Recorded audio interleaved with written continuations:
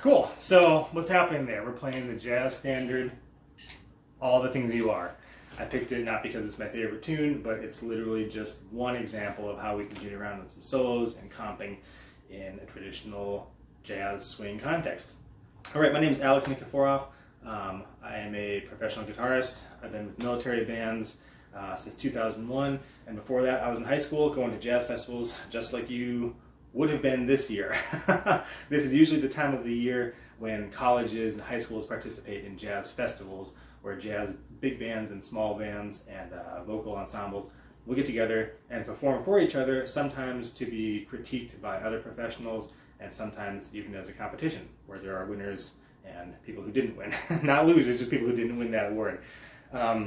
This, actually, I just looked online this morning. This is the 48th year of a jazz festival I went to when I was in high school way back in the 90s at the University of Mary in Bismarck, North Dakota. And I did then the exact same thing as I did this morning, which is to practice my solos and review the songs and try to do some listening and some study and some research and prepare for what I was going to do. So I did last night exactly what I did every other year, which is I wrote out a little solo here over that song, All the Things You Are, that I thought would be a generic jazz guitar solo. Now, I'm not saying generic in a bad way. That doesn't mean that it's bad. It just means that it's of that genre. In this case, that genre being jazz. So as you'll see in the video here, I'll try to put over something that says exactly a justification for every note and every lick and every phrase that I played and why I played it and what I intended to do with that. So a couple of things that are easy to talk about with soloing is what not to do. I know a lot of us are coming from a rock background where the rock vocabulary and style and phrasing is very different than a jazz vocabulary and style and phrasing. For instance, you don't often see very many rock guitar players these days using something that looks like this. This is a hollow body guitar, which means it's basically an acoustic guitar with a couple of pickups in it, a couple of controls, volume selector switch, that's about it. So what we're trying to get from this instrument is the sound of this amplified.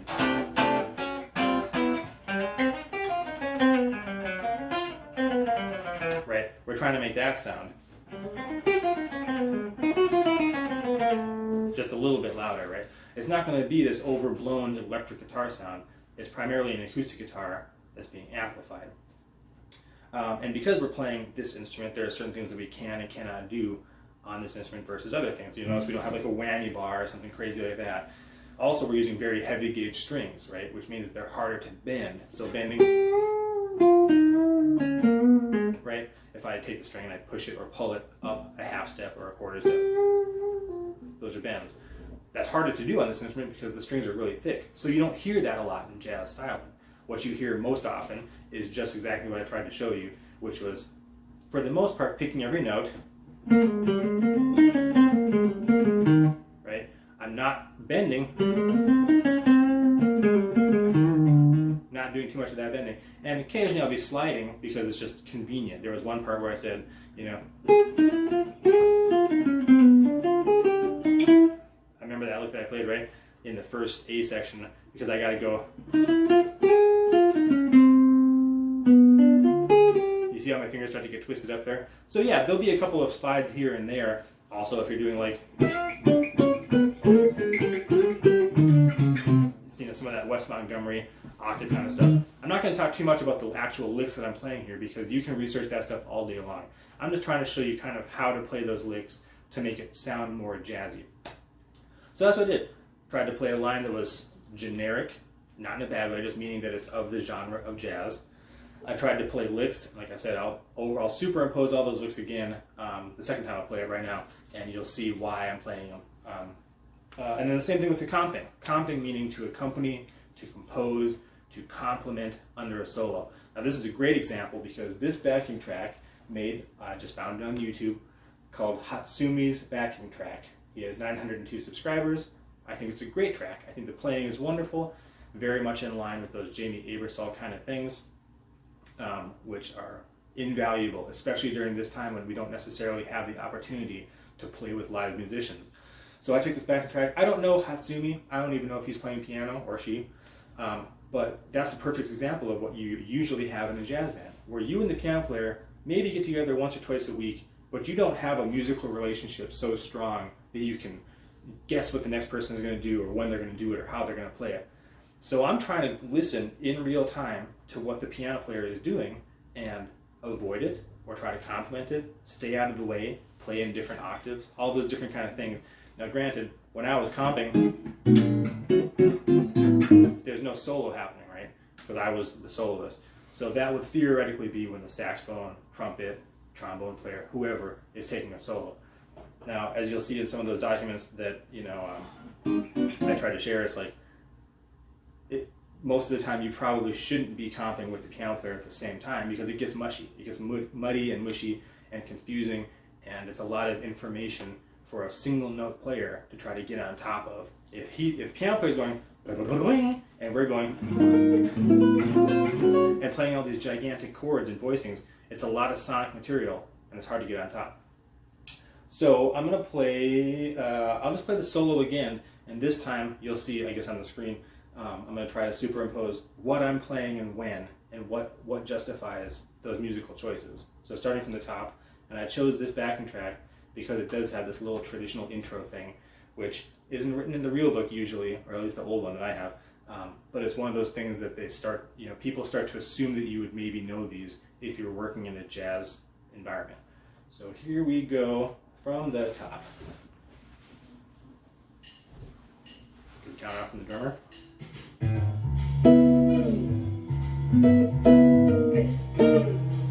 Sorry. I'm doing these slides because only guitar can do this, right? You can't slide on piano. Here's my solo.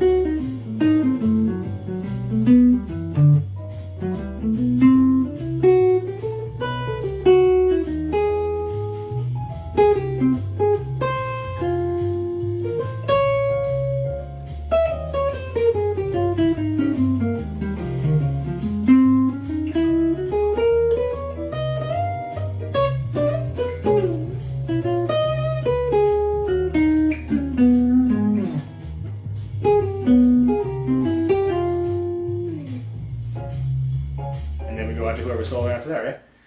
I tried to do a couple of things very intentionally. One was I didn't want to play a bunch of stuff. I tried to pick and choose very specific lines and ideas that I wanted to communicate.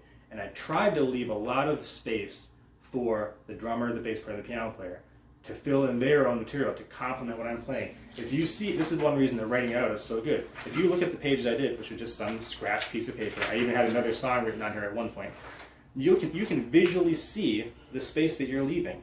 In this one instance here, halfway through that first A section, I have almost a full 2 measures of space at one point, where there's a full measure, and then I come in on the and of 4 and the second measure of that.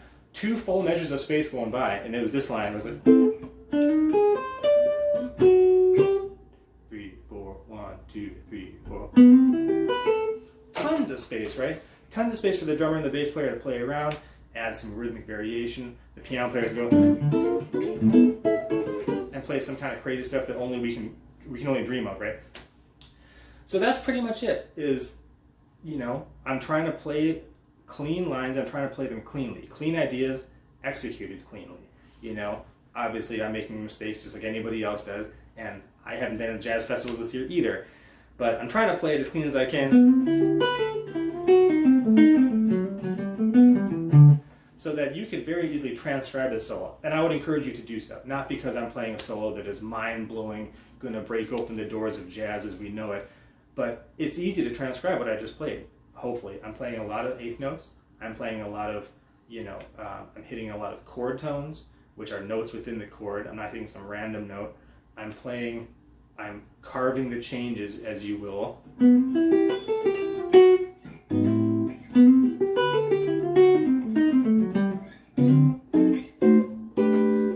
You can hear the chords that I'm playing, because in a lot of instances I'm just arpeggiating the chords.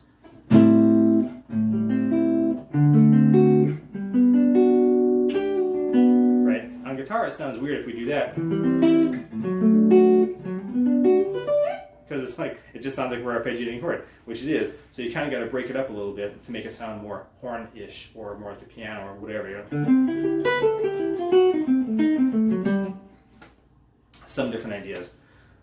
Anyway, I hope that that is some usable information that I kind of wish that I would have had when I was 15 and 16 and 17, starting jazz band for the first time, without a lot of ideas of how to play jazz lines as a jazz player. Not necessarily what notes to play, because you can research that all day long everywhere, but just kind of how I'm approaching it. I'm trying to pick most of the notes. I'm definitely trying to not do the rocky blues bendy things, and I'm trying to just make it sound as clean and precise as I can.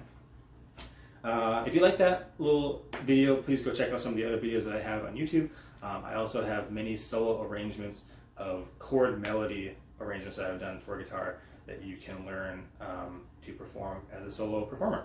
So thank you very much. Once again, my name is Alex McForoff. I hope you enjoyed this, and good luck at the next jazz festival, whether that be virtual or in real world. Thanks.